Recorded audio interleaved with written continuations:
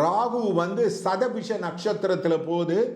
So சதபிஷ நட்சத்திரத்தில் போகிறதுனால ராகு கேது தசை உள்ளவங்க ரொம்ப கேர்ஃபுல்லாக இருக்கணும்.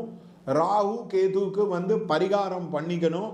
அதே மாதிரி கும்பத்திலையும் சிம்மத்திலையும் கிரகங்கள் இருக்கிறவங்க வந்து ரொம்ப கேர்ஃபுல்லாக இருக்க வேண்டும்.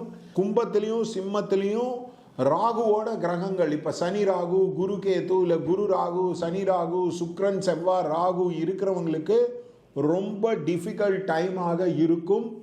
எஸ்பெஷலி இப்போ தனுர் லக்னமாக இருந்தால் 8ஆம் வீட்டில் வந்து 8 குடைவன் 3ஆம் வீட்டில் இருந்து ராகு கேது வந்து டிரான்சிட் ஆயிருக்கு.